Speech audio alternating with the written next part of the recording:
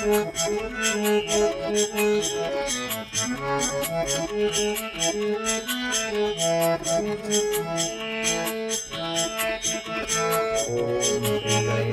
नमः। ओम श्री सरस्वत्यै नमः। ओम श्री गुरुभ्यो नमः। समस्त जन कल्याणे निरतं करुणामयं नमामि चिन्मयं देवं सद्गुरुं ब्रह्मविद्वरं। नीलाम्बुजश्यामलकोमलाङ्गं सीतासमारोपितवामभागं पाणौ महासायकचारुचापं नमामि रामं रघुवंशनाथम्। अतुलितबलधामं हेमशैलाभदेहं धनुजवनकृशानुं ज्ञानिनामग्रगण्यं सकलगुणनिधानं वानराणामधीशं रघुपतिप्रियभक्तं वातजातं नमामि। आज से हम लोग किष्किंधा कांड में प्रवेश करेंगे। अरण्य कांड तक की कथा हम लोग देख चुके हैं। किष्किंधा कांड में भगवान सुग्रीव से मिलते हैं और इसी कांड में श्री हनुमान जी का भी प्रवेश होता है, प्राकट्य होता है। इस कांड में भगवान का जो मित्र धर्म है वो प्रकट हुआ है।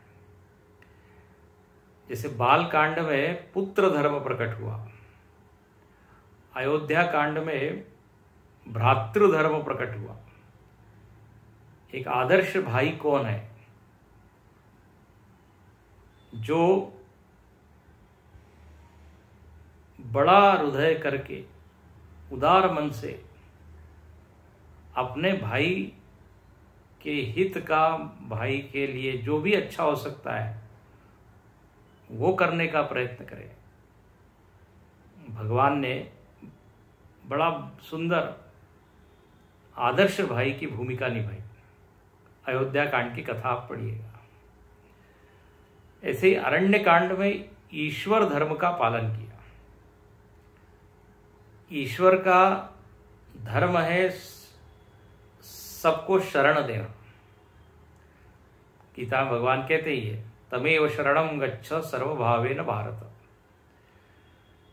अरण्य कांड में हमने देखा अनेक ऋषि मुनियों के पास भगवान गए हैं, शबरी माता के पास गए हैं, सबको शरण दी उन्होंने, सबका ढाढ़स बंधाया। जो रावण के राक्षसों के अत्याचारों से पीड़ित थे, जाई जाई सुख दीन सकल मुनिन के आश्रम। ईश्वर का जो स्वभाव है सबकी रक्षा करना, वो अरण्य कांड में दिखता है। अब इस कांड में भगवान का मित्र धर्म है। यहां पर भगवान मित्रता करते हैं सुग्रीव से। भगवान का एक नाम है सुहृत। मित्र का ही लगभग पर्यायवाची है, लेकिन थोड़ा सा ऊंचा अर्थ है, थोड़ा सा अंतर है। ऐसा मित्र जो बदले में कुछ न चाहे वो है सुहृत। प्राय मित्र थोड़ा सा स्वार्थ रख के प्रेम करते हैं, थोड़ा सा रहता है, जो सामान्य मित्र होते हैं। लेकिन भगवान सुहृत है, उनका निरपेक्ष प्रेम है। गीता में ये शब्द अनेक बार आता है, सुहृदम सर्वभूतानां ज्ञात्वा माम शांति मृच्छति। गतिर्भर्ता प्रभु साक्षी निवास शरणम सुहृत। 12 नाम भगवान के दिए हैं, उसमें एक है सुहृत।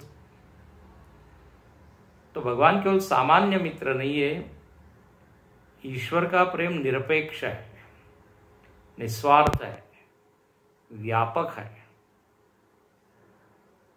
और ईश्वर स्वयं आनंद रूप है। जो स्वयं आनंद रूप है उसको किसी की आवश्यकता है नहीं, उसको किसी के मदद की आवश्यकता है नहीं। तो भगवान तो सबके मित्र हैं, और जो कोई भगवान से मित्रता करना चाहते हैं भगवान बिल्कुल तैयार हैं। बोले आप 1 कदम आगे बढ़ो, हम 10 कदम आगे बढ़ते हैं। सुग्रीव ने कदम बढ़ाया, हम कथा देखेंगे, हनुमान जी माध्यम बने और सुग्रीव मित्र बने। भगवान मित्रता की भूमिका निभाते हैं बड़े सुंदर ढंग से। मित्र का धर्म यहां बताया है कि अपने दुख को वो धूल के कण के जैसे सके। पर्वत जैसा खुद का जो दुख है उसको धूल के कण की तरह, लेकिन अपने मित्र का यदि थोड़ा भी उसको दुख है तो इस मित्र को लगना चाहिए अरे बाप रे, पहाड़ इतना दुख है, इसको मुझको दूर करना चाहिए। दौड़ के जाता है और उसको दूर करता है। तो मित्र को सामने वाले का दुख दिखता है, वो ज्यादा बड़ा लगता है। इस कांड में हम देखेंगे भगवान ने पहले बाली का वध किया। ये नहीं कहा पहले आप सीता जी की खोज में सारे वानरों को भेजें, फिर हम तुम्हारे शत्रु को मारेंगे। बोले नहीं, तुम मेरे मित्र हो तो पहले मैं तुम्हारा दुख दूर करता हूं। तो ऐसा ये ईश्वर प्रेम के मामले में आगे है। हम ही उसकी ओर नहीं देखते। सूर्य तो प्रकाश दे रहा है, लेकिन हम ही दरवाजा नहीं खोलते तो प्रकाश कैसे आएगा। भगवान स्वयं आनंद रूप है, आनंद देने के लिए तैयार है। आप देखिए तो सही, जीव ईश्वर के बिना नहीं रह सकता। सारी मदद ईश्वर ही कर रहा है। वर्षा कौन करता है? जीव तो नहीं कर सकता। ये पूरा जो मैकेनिज्म है, सिस्टम, भगवान ने बनाया है। इसलिए भगवान कहते हैं तपाम्यहमहं वर्षम निगृण्याम उत्सृजामि च। बोले मैं ही वर्षा करता हूं, मैं ही सूर्य बन के तपता हूं। कहते हैं जीव को बेटा तू बीज बोने का काम कर, वर्षा में करूंगा। खेत की रक्षा करने का काम तू कर, उसमें से अनाज मैं उत्पन्न करूंगा। कोई भी जीव जाके अनाज को पैदा नहीं करता, वो बो देता है। उसके बाद कुछ चीजें भगवान ने अपने हाथ में दी है और कुछ उनके हाथ में। भोजन हम करते हैं, लेकिन गीता में भगवान कहते हैं पचाम्यन्नम चतुर्विधम अहम वैश्वानरो भूत्वा। अर्थ यह है कि जीव ईश्वर के बिना लंगड़ा है, असहाय है। जीव जो है यात्री है, यात्रा करने वाला है, लेकिन उस यात्रा में ड्राइवर के रूप में कौन है? चलाने वाला कौन है? जैसे कोई गाड़ी में बैठता है तो गाड़ी में तो बैठ गए, चालक न हो तो भगवान चालक है, पालक है। हम लोग केवल बालक हैं। अमृतस्य पुत्रा। तो ऐसे ये भगवान मैत्री करते हैं। हालांकि मैत्री करते हैं ये बोलना भी ठीक नहीं, वो मित्र ही है। वो हम लोग भूले हुए हैं। तो जीव जब ईश्वर के साथ मित्रता करता है तो देखिए कितना बड़ा हो जाता है, वो कितना बलशाली हो जाता है, शक्तिशाली हो जाता है, कितना निर्भय हो जाता है। ये कथा इस कांड में आने वाली है। भगवान खुद कहते हैं सखा सोच त्यागहु बल मोरे, सब विधि घटब काज मैं तोरे। बिल्कुल तुम शोक मुक्त हो जाओ, चिंता मत करो। जैसे अर्जुन ने कृष्ण भगवान से मित्रता की है तो भगवान 50 बार कहते हैं मां शुच मां शुच, दुखी मत हो, मैं हूं। किसी बड़े व्यक्ति का जब आपको साथ मिल जाता है तो देखिए उस व्यक्ति का डर, हीन भावना सब चली जाती है। तो यहां पर ये सुग्रीव जीव का प्रतीक है। प्रभु रामचंद्र जी तो ईश्वर है ही, अपूर्ण को पूर्ण बना देने वाले ऐसे ही भगवान है। सुग्रीव के साथ यहां पर मित्रता हुई है, जीव और ईश्वर की मैत्री, इसका वर्णन यहां है। यहां पर कहते हैं ऋष्यमुगिरे पार्श्वे गच्छन्तौ राम लक्ष्मण धनुर्बाण करोदान्तौ जटावल्कल मंडितौ। रामायण में का वर्णन किया। ऋष्यमुख पर्वत पर ये सुग्रीव रहता है। हनुमान जी राम जी और लक्ष्मण जी को ले जाते हैं, अग्नि को बीच में रख के साक्षी के रूप में अग्नि को रखकर दोनों की मित्रता होती है। गोस्वामी जी ने बड़ा सुंदर वर्णन यहां किया है और इसी कांड में हनुमान जी का दिव्य चरित्र प्रकट होता है और सुंदर कांड तक कंटिन्यू होता है, लेकिन प्रवेश या प्रारंभ यहां पर है। लेकिन अब हम देखते हैं कि हर कांड में गोस्वामी तुलसीदास जी चौपाई या दोहा लिखने के पहले संस्कृत में 2 श्लोक लिखते हैं। यहां पर भी 2 श्लोक लिखे हैं। उसमें राम जी का, लक्ष्मण जी का स्मरण है और भगवान के नाम का स्मरण है। नाम की महिमा यहां 1 श्लोक में गाई है। आइए पहले पहला श्लोक पढ़ें।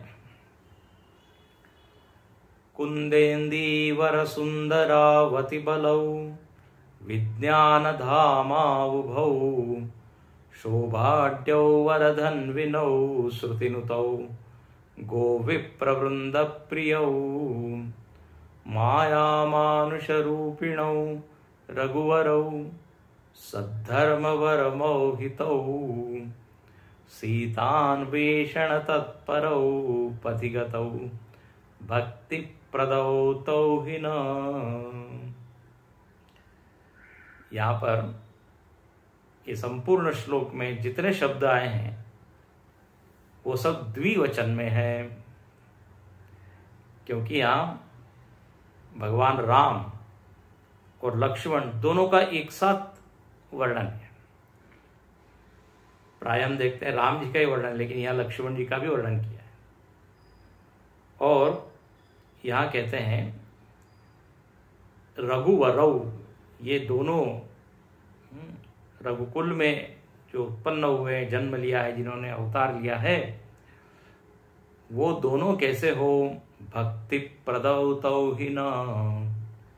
सबसे अंतिम में देखिए, दोनों भक्ति प्रदान करने वाले हो, भक्ति देने वाले हो। भक्ति कौन देगा? भगवान और भक्त, ये दोनों ही भक्ति दे सकते हैं। भगवान आशीर्वाद करें तो हमें भक्ति बढ़ जाएगी, और हम भक्त का अनुसरण करें तो हमारे में भक्ति आ जाएगी। प्रभु रामचंद्र जी भगवान है, लक्ष्मण जी आदर्श भक्त है, तो बोले दोनों ही आप हमारी भक्ति बढ़ाने में मदद करें। अच्छा, अब ये दोनों कैसे हैं? तो अंतिम पंक्ति में देखिए, पथिगतौ भक्ति प्रदौ तौ हि न। पथिगतौ, दोनों रास्ते में जा रहे हैं। पथिक रूप भगवान का यहाँ वर्णन है। एक फोटो खींच लिया गोस्वामी जी ने, दोनों जा रहे हैं। तो जाते हुए भगवान क्या करें? भगवान और लक्ष्मण जी बोले भक्ति दे। अब देखिए यहां पे नमस्कार नहीं किया है ना, बोले राम और लक्ष्मण को हम नमस्कार करते हैं नमस्कार नहीं। क्यों? क्योंकि अभी भगवान चल रहे हैं, और ये नियम है कि चलते हुए किसी संत को, स्वामी को, महात्मा को प्रणाम नहीं करना चाहिए। किसी भी व्यक्ति को, कि संत साधु क्या, यदि आप किसी को भी प्रणाम करना है झुक के और पैर में, तो चलते हुए न करें। बेचारे जो चल रहे हैं वो लड़खड़ा के गिर जाएंगे। तो प्रणाम का भी नियम है। प्रणाम कैसे करते हैं, किसको करते हैं, कब करते हैं। कहते जब हम भोजन करते हैं तो भोजन करते हुए व्यक्ति को प्रणाम नहीं करना चाहिए, चलते हुए को नहीं करना चाहिए। हमारे स्वामी जी लोग ये हमेशा कहते हैं, जब शिविर होता है गुरु जी का और बड़े बड़े स्वामी जी लोगों का, तो शिविर में पहले ही सूचना दी जाती है कि अब यहाँ पे 200-400 लोग हैं, सब लोग यदि प्रणाम करते रहेंगे तो स्वामी जी की गति रुक जाएगी, चल नहीं पाएंगे। और यदि उनका ध्यान नहीं है, कई बार ऐसा भी होता है, किसी से बात कर रहे हैं वो, कोई आके प्रणाम कर रहा है आगे, अब जब उनका ध्यान उधर है और आगे वो बढ़ गए तो गिर जाएंगे ना। इसलिए नियम ये है, गुरु जी इसलिए कहते दूर से कीजिए। तो पति गताओ, दोनों चलने वाले, बस गोस्वामी जी दोनों को देख रहे हैं और कहते बस हमको आप भक्ति दीजिए, मन ही मन प्रणाम कर रहे हैं। अच्छा, ये दोनों क्यों जा रहे हैं, प्रयोजनम की मस्ती। तो सीतान्वेषण तत्परौ, सीता जी की खोज में ये लगे हुए हैं। और जहां वो सीता जी का हरण हुआ, तुरंत जो है वो भगवान निकल पड़े, तत्पर है, प्रायोरिटी है, प्राधान्य, प्राथमिकता। बोले पहले सीता जी के बिना हम कैसे रहे। तो सीतान्वेषण तत्पर, सीता जी की खोज में चले हुए हैं। अब आइए पहले पंक्ति पर, पहले शब्द में, जब भी आप किसी व्यक्ति को देखते हैं तो सबसे पहले उसका रूप हमको दिखता है। हाँ, उसका आकार, उसका शरीर, उसका वर्ण। तो यहां पर गोस्वामी दोनों का दर्शन कर रहे हैं और क्या देखते हैं, दोनों का वर्ण कैसा है, रंग। कुंद इंदिवर सुंदरौ अतिबलौ, ये सब द्विवचन में है। मतलब सुंदरौ, दोनों सुंदर हैं। किसके समान सुंदर, तो कुंद पुष्प के समान। और इंदिवर मतलब नील कमल के समान। अब यह प्रश्न है, गौर वर्ण कौन है और नील कमल जैसा रंग किसका है। तो कहते हैं लक्ष्मण जी गौर वर्ण है और भगवान नीलांबुज श्यामल कोमलांगम। तो यहां पे लक्ष्मण जी को सामने रखा है, भगवान पीछे। अनेक शास्त्रों में ये कहा गया कि लक्ष्मण जी सारे जीवों के गुरु हैं। ध्यान से सुनिए, सारे जीवों के गुरु कौन, लक्ष्मण जी। लक्ष्मण जी के पीछे हम चले तो राम जी मिलेंगे। गुरु का किसकी पहचान कराता है, तो बोले भगवान की। गुरु ले जाता है ईश्वर तक। तो यहां इसलिए लक्ष्मण जी को आगे रखते हैं और फिर वर्णन करते हैं राम जी का। तो एक गौर वर्ण है, सफेद सुगंधित पुष्प होता है कुंद। तो लक्ष्मण जी वैसे हैं, और नील वर्ण, श्याम वर्ण, ऐसे हमारे राम जी हैं। अच्छा, सुंदर तो है, बहुत बढ़िया, लेकिन कुछ शक्ति है कि नहीं, ताकत। कई लोग दिखने में तो बड़े सुंदर होते हैं लेकिन शक्तिहीन, कुछ शक्ति नहीं, बल नहीं। बोले ननो अति बलऊ, उनके जैसा बलवान कोई नहीं। बड़े बड़े बलवान लोगों को भगवान ने एक चुटकी में पलक झपकते मारा है। भगवान ने इतना वो बड़ा शिव धनुष बड़े बड़े लोग नहीं उठा पाए, भगवान ने लेत चढ़ावत खेचत, एक क्षण में लिया, उसकी प्रत्यंचा चढ़ाई और 2 उसके टुकड़े किए। जहां बड़े बड़े बलवान लोग उसको 1 मिलीमीटर हिला ना पाए, तो ऐसे अति बलवान है।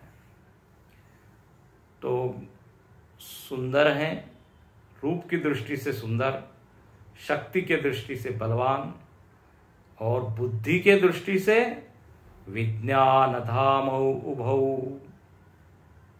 कोई पहलवान हो सकता है, बलवान हो सकता है, लेकिन यदि ज्ञानवान न हो तो बारीक जो बिल्कुल पतला आदमी है, जो खूब बुद्धिमान है, वो उस बलवान आदमी का उपयोग कर लेता है। इसलिए कहते हैं बुद्धिर बलम तस्य बलम, ना बुद्धेस्तु कुतः बलम, पंचतंत्र में आता है। जिसका बुद्धि है वो बलवान है, बलशाली है। यहां लिखते हैं दोनों के दोनों विज्ञान धामो, विज्ञान के भंडार हैं। अब यहां विज्ञान मतलब केवल साइंस नहीं, विज्ञान मतलब विशेष ज्ञान है। सब चीजों का ज्ञान 2 प्रकार का होता है, सामान्य ज्ञान, विशेष ज्ञान। जैसे आप बोलते हैं ना, एक्सपर्ट है ये, कुशल है, प्रवीण है एक एक क्षेत्र में, तो भगवान तो सर्वज्ञ है। इसलिए 2 शब्द आते हैं उपनिषद में, सर्वज्ञ, सर्ववित्। दोनों का अर्थ एक ही है, ऊपर से सबको जानने वाला। लेकिन एक होता है सबको सामान्य रूप से जानना।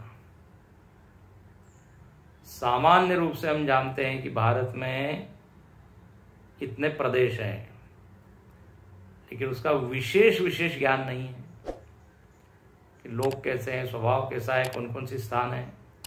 ये जानते हैं मध्य प्रदेश है, उत्तर प्रदेश है, महाराष्ट्र है, गुजरात है, राजस्थान है, सामान्य ज्ञान। जब उसमें आप टूर करते हैं तो विशेष ज्ञान हो जाता है, विज्ञान हो जाता है। विज्ञान का एक अर्थ अनुभव भी होता है।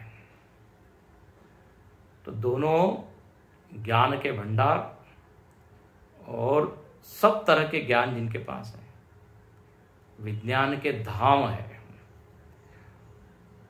फिर लिखते हैं कि आपने कहा कि वर्ण का तो वर्णन किया, एक नील श्याम है और दूसरे कुंद की तरह सफेद।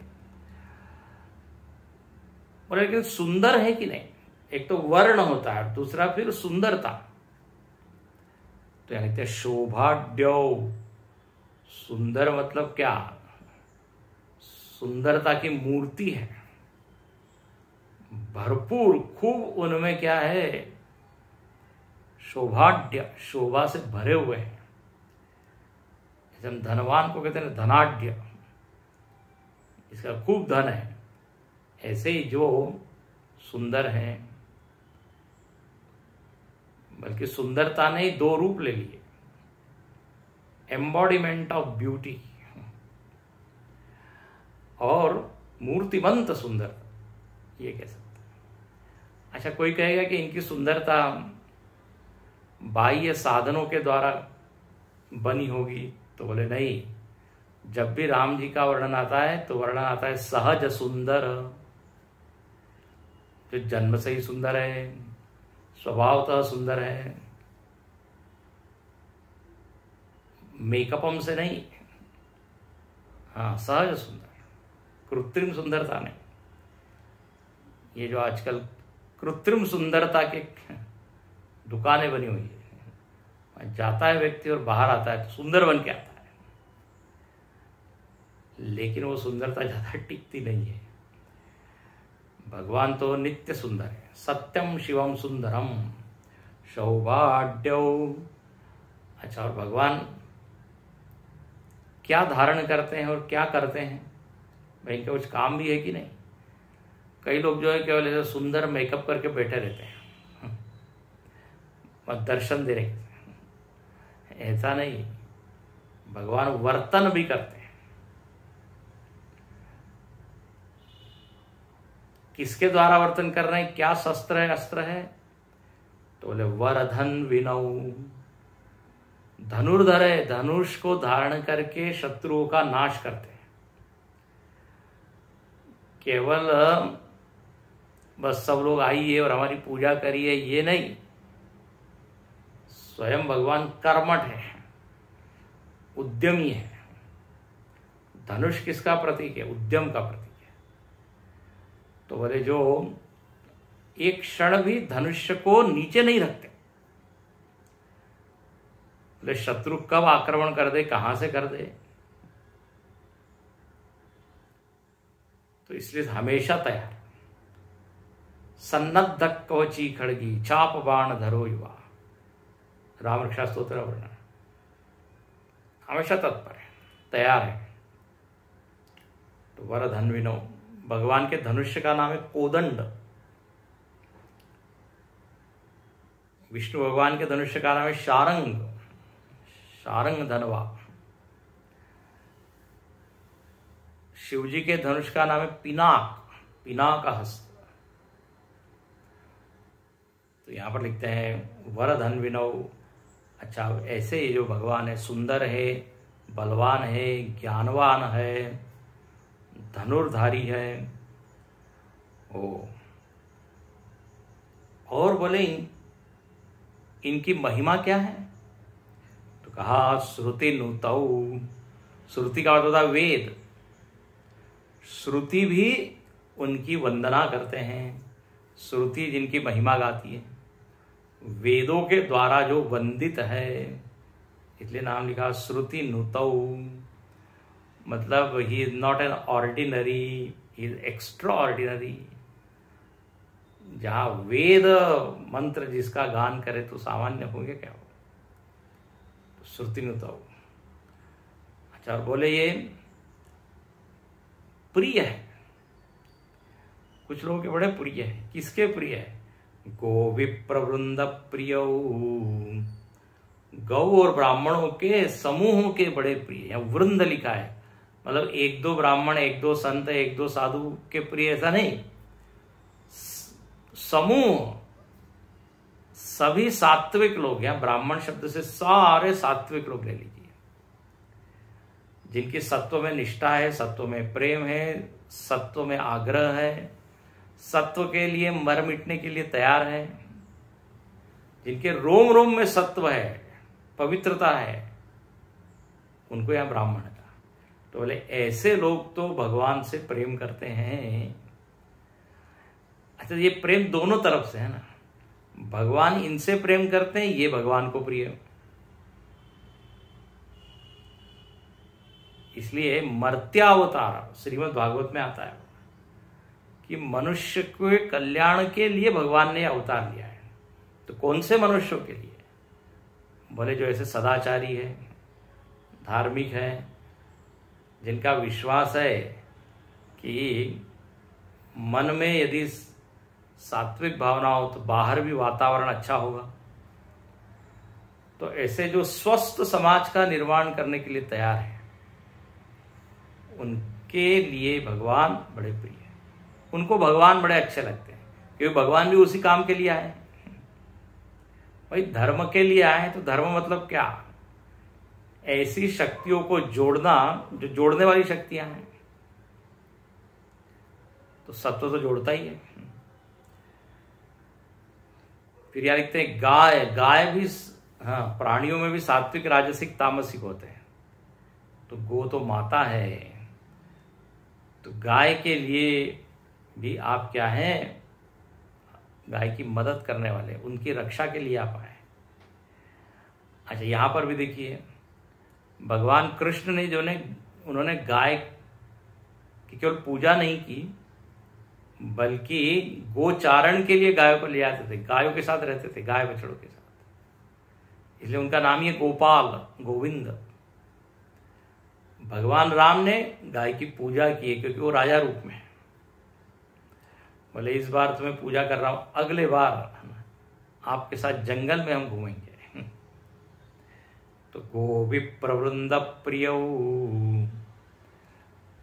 जो गीता में भगवान बोलते हैं कि परित्राणाय साधूनाम, तो ये बस परित्राणाय साधूनाम हो गया। साधु लोगों को प्रिय है, साधु लोगों की रक्षा करते हैं, ये काम है उनका। अच्छा, अब ये जो भगवान है, ये भगवान एक मनुष्य के रूप में दिख रहे हैं। तो यहाँ गोस्वामी जी तुरंत कहते हैं, हर जगह पूरे रामायण में बोले आप उनको मनुष्य के रूप में देख तो रहे हो, लेकिन उनके मनुष्य के रूप में समझो मत। मतलब आप भ्रमित मत हो जाओ कि ये तो सामान्य क्या है, राजकुमार है, राजपुत्र है, और फिर क्या है, कौन है, माया मानुष रूपिणौ रघुवरौ। बोले ये जो मनुष्य रूप दिख रहा है ना, वो मनुष्य रूप केवल एक प्रयोजन के लिए उन्होंने लिया है, और वो क्या है, तो बोले धर्म की स्थापना। इसलिए लिखते माया से मनुष्य रूप बने। सुंदरकांड में भी आएगा, माया मनुष्यम हरिम, भगवान की शक्ति है माया, और उसका उपयोग करके भगवान को जैसा रूप चाहिए, जिससे धर्म की स्थापना होगी, वो ले लेते हैं।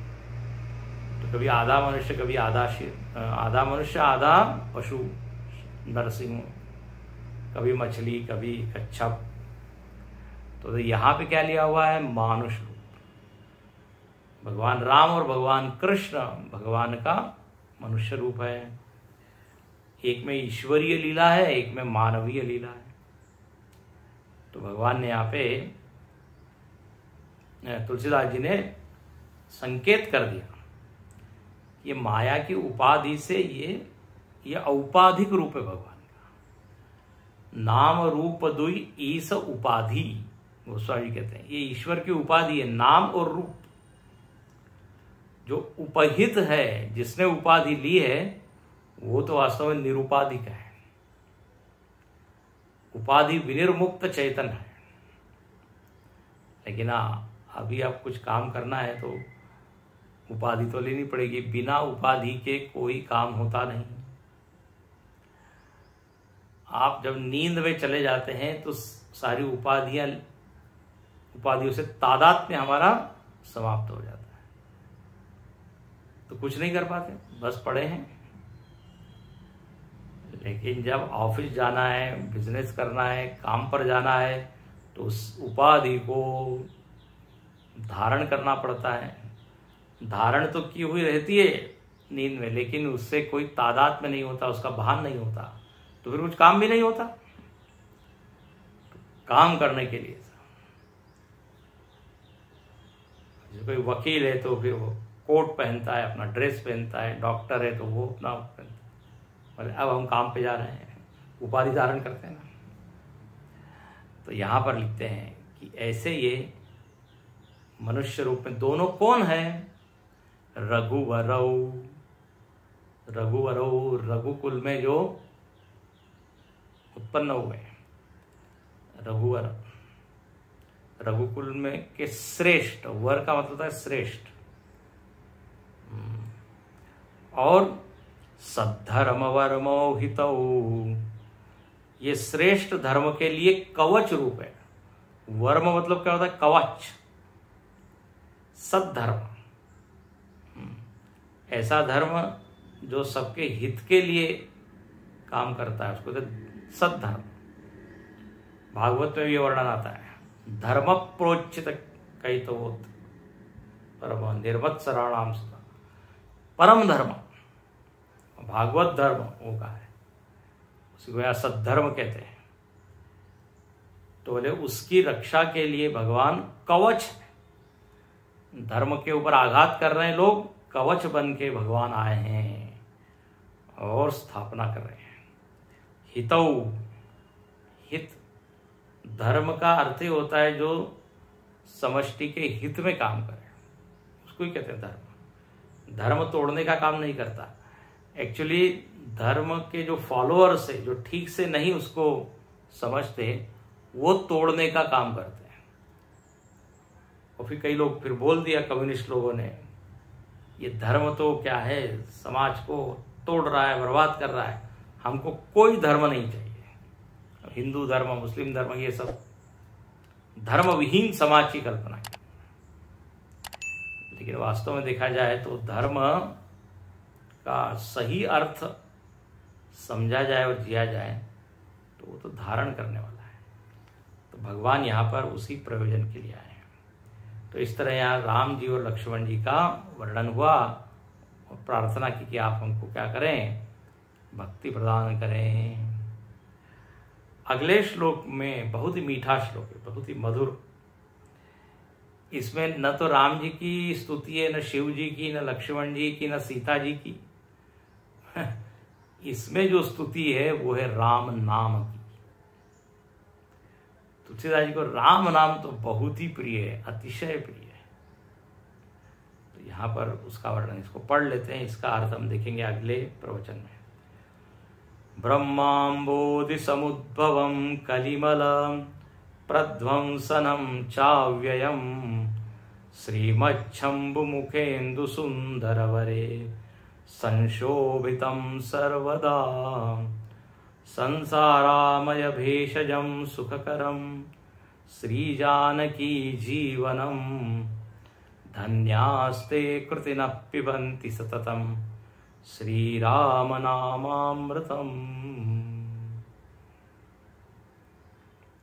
ओम पूर्णमदः पूर्णमिदं पूर्णात् पूर्णमुदच्यते पूर्णस्य पूर्णमादाय पूर्णमेवावशिष्यते। ओम शांति शांति शांति। हरि ओम श्री गुरुभ्यो नमः। हरि ओम।